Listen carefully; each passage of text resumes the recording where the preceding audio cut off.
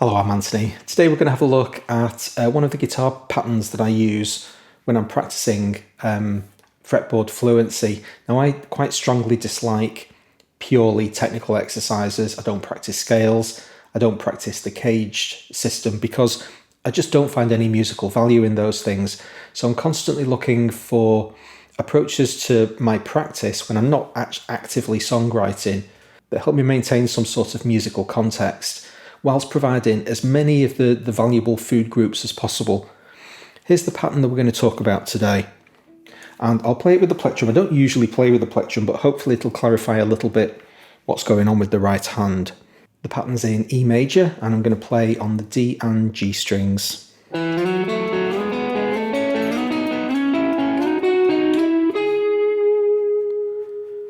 find that exercise great from two different perspectives.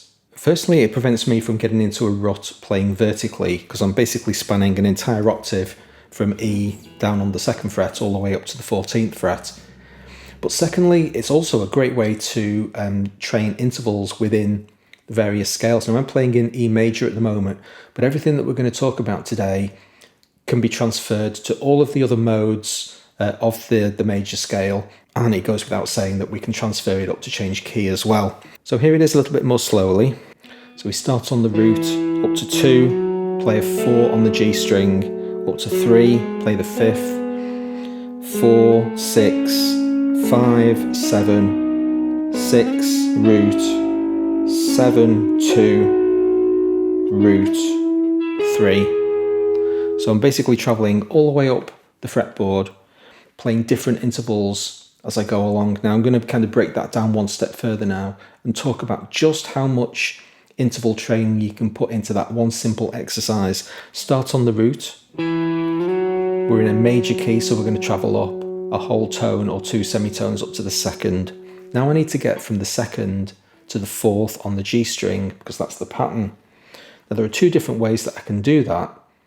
I can think about the 4th with relation to the root. So now I'm practicing my double stops because there's my root, so I can visualize the 4th as being immediately above it on the G string, but I can also do it from the perspective of the 2nd. Here's the major 2nd, and the difference between the major 2nd and the perfect 4th is a minor 3rd.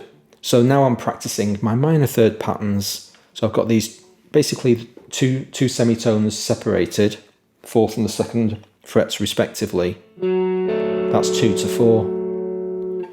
That's not an interval you think about very often when you're playing major keys. You jump very often from the 1 to the 3 and from the 3 to the 5 and even from the 1 to the 4. But to kind of get that training in your brain that going from the 2nd, the major 2nd up to the perfect 4th is a minor 3rd interval. It's all just basically helping to embed this stuff in your brain. And that pattern is one of the 2 patterns. There are only 2 different patterns between the strings in this entire phrase. Minor 3rds and major 3rds. We'll get to one of those later. So now I'm going to slide up from the major 2nd to the major 3rd because we're in a major key. And now I need to find the 5th. So I've travelled up that whole tone, 2 semitones to get from 2 to 3. Now I need to find the 5th. And again, I can do it from 2 different perspectives, and I'm actively thinking about both perspectives simultaneously. The perfect 5th is the power chord shape, the 5th chord shape away from the root. So I could do it anchored all the way down at the root. But I can also do it from the 3rd. Now, if you create a major chord based from the root, you stack a major 3rd underneath a minor 3rd. So it's a 4 semitone interval with a 3 semitone interval on top of it. And I'm trying to get from the 3rd to the 5th.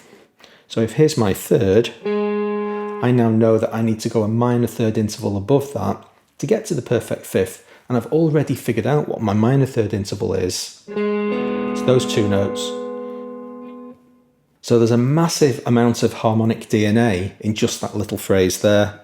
Root up to 2 to 4. There's my minor 3rd. 2 up to major 3. So this is the major scale. So I'm practicing my scales as I'm going tone, tone.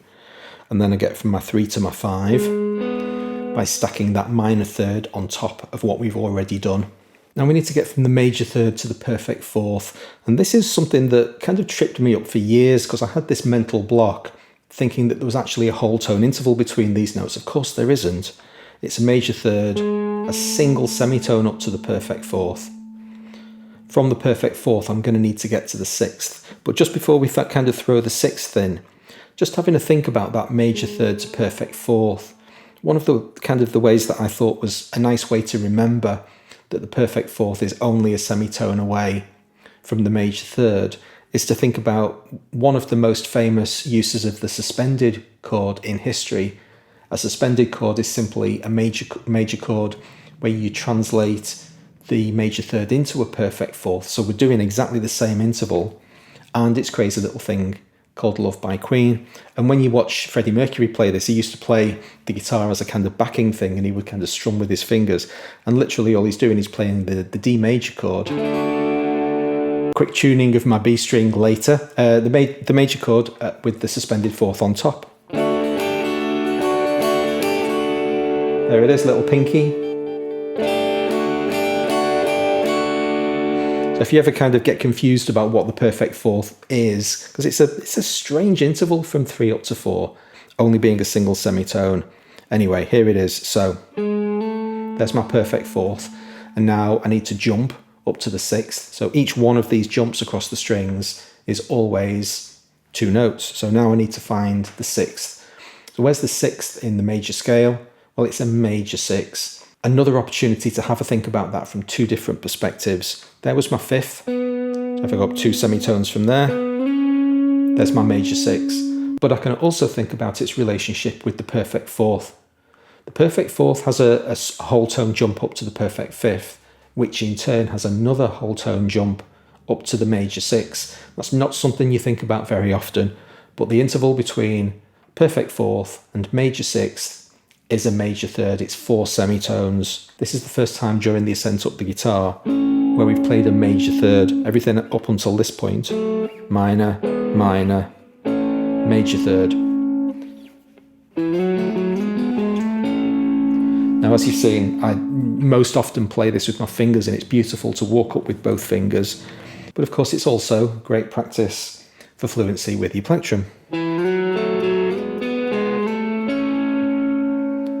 So now I need to get from 4 up to 5.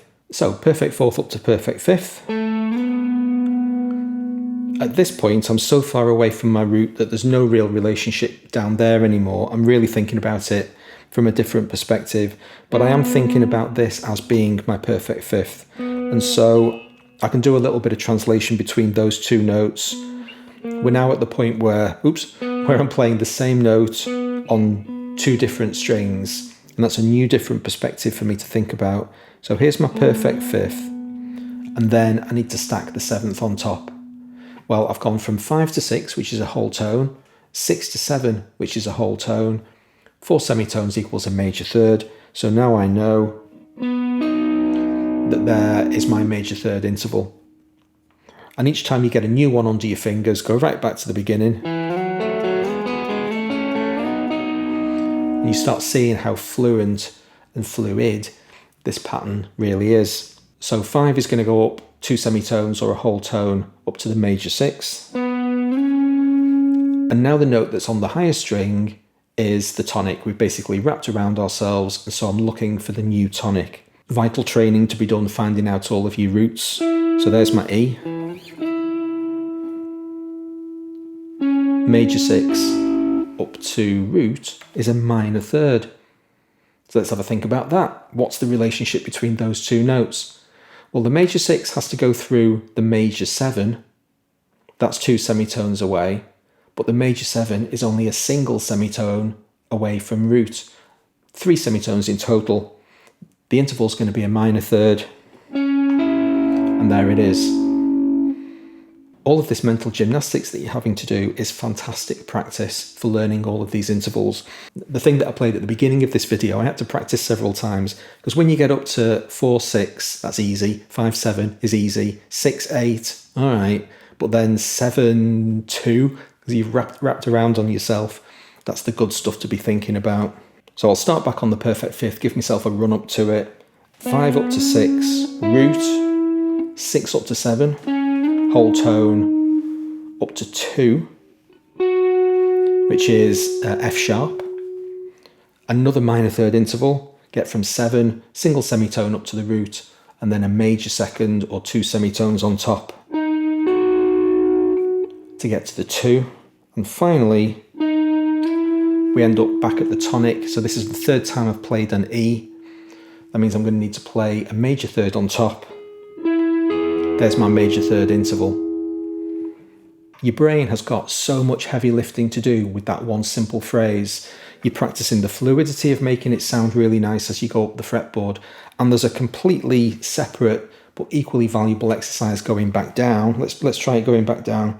I use different fingering when I'm going down. I basically slide down with my forefinger.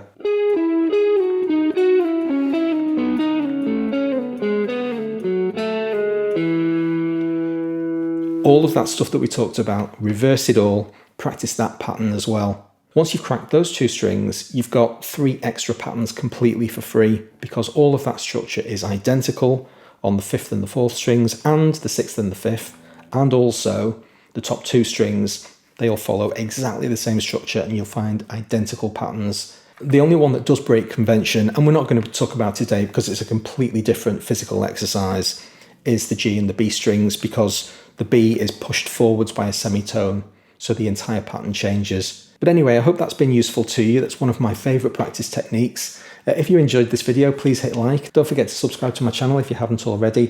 And there's also Patreon and YouTube channel member links below if you'd like to help support me further. Thanks very much. I'll see you next time.